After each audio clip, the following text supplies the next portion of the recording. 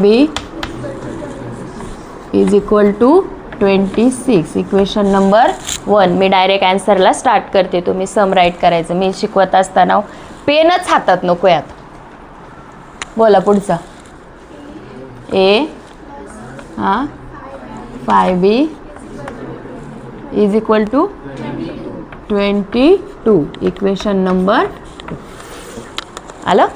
चल, equation number 1 आणि equation number 2 बघितलं, लिहिलं, त्याला इक्वेशनला नंबर दिले. आता मग पुढचा प्रश्न की सेम कोइफिशियंट कोणता आहे, म्हणजे समान अंक कोणता आहे. दोन्हीकडे पण 5b नक्की. चला, म्हणजे समान करायची गरज आहे का? ठीक आहे, आपल्याला एकतर a समान पाहिजे किंवा b समान पाहिजे. त्यातला काय समान आहे आपल्याकडे? b समान आहे. मग आपल्याला a ची गरज नाही, मग तिकडे गेला.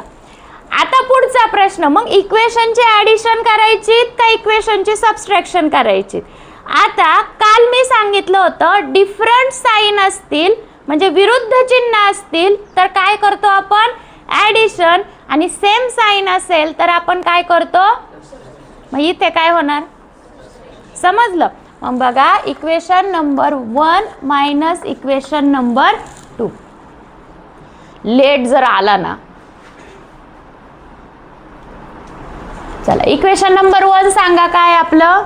3a plus 5b is equal to, पुढचं इक्वेशन बोला, a. इक्वेशन नंबर काय करतोय आपण? सबट्रॅक्शन. मध्ये साइन दिलं. आता नीट बघा, आता काय करायचं? खाली यायचं. आता ह्या एला कोणतं साइन आहे? प्लस आहे, म्हणजे ते काय झालं? मी जसं करते तसंच करायचं. इथे कोणतं साइन आहे? चेंज करा. काय झालं? झालं इज इक्वल टू. इथे कोणतं आहे? मायनस आहे, प्लस आहे, ते काय झालं? समजलं? याला सर्कलच करा, कारण ही तुम्ही केलेली क्रिया आहे. आता ती का केली? जेव्हा दोन इक्वेशनची आपण सबट्रॅक्शन करतो तेव्हा जे सेकंड ब्रॅकेटमध्ये असतं त्याचे सगळे साइन चेंज होतात. हा 5वी 6वी पासूनचा नियम आहे आपला, तो इथे वापरलाय. ते एका लाईनीत अशी गिच्चड करायचे ना, एक लाईन सेपरेट त्यालाच पाहिजे आणि मग खाली रेषा झाली.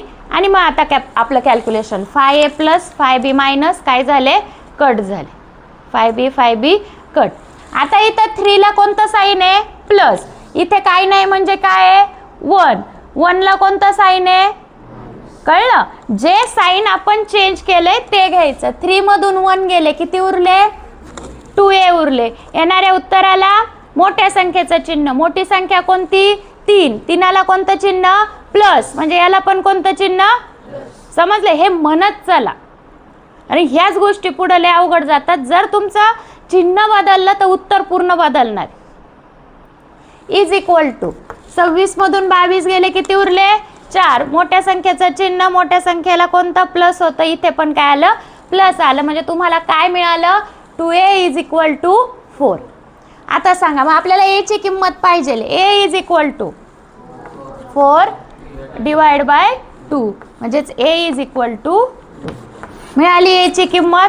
आता a is equal to 2 put in equation number कोणत्या? 1 का 2 मध्ये ठेवता? दोन्ही पण प्लस आहेत, पण त्यामध्ये छोटे अंक कशात आहेत? 1 मध्ये का 2 मध्ये? शाबास, म्हणजेच इक्वेशन नंबर 2. हे पण यासाठी जेवढं कॅल्क्युलेशन गणितामध्ये कमी करता येईल, जेवढं चिन्हांपासून वाचता येईल तेवढं वाचत जायचं, यासाठी सांगितले. हे डोक्यातच ठेवायचे मी ज्या गोष्टी सांगते त्या. चला, a is equal to 2 put in equation number 2. सांगा इक्वेशन नंबर 2 काय आपलं? a प्लस इक्वेशन नंबर 2 लिहिलं. सांगा a ची व्हॅल्यू किती आहे? 2 प्लस इज इक्वल टू, बोला, इज इक्वल टू, शाबास, गुड गुड, 20 डिवाइडेड बाय, शाबास. आलं? बिला काय केला? ब्रॅकेट. जे आन्सर मिळतात ना त्याला हे ब्रॅकेट करत चालायचे. आता हे कशासाठी ते पण सांगते. 10वीला जेव्हा तुम्ही पेपर चेकिंगला देतायत समोरच्याकडे, त्याला एक पेपर दिलेल्या ठराविक टाईममध्येच चेकिंग पूर्ण करायचं असतं, बरोबर. तो फक्त उत्तर बघतो, उत्तर बरोबर याचा अर्थ हे बरोबर. जर इथं 3 आले म्हणजे हे उत्तर चुकलेलं आहे, समजलं. मग हे बघितलं तिथं तुम्हाला तो काय मिळतो, एक प्रकारचा ॲडव्हान्टेज मिळतो. पटकन पेपर चेक होतो, समोरच्याला त्रास कमी देता, त्याच्यामुळं अर्धा 1 मार्क थोडा वाढू पण शकतो. ठीक आहे. एची आणि बीची किंमत मिळाली आणि मग आलेल्या किमती परत लिहायच्या. ए आणि बी काय आहे, एची किंमत आपली 2 आणि बीची किंमत किती आहे, समजलं. नक्की कोणाला काय प्रॉब्लेम घ्या पटकन.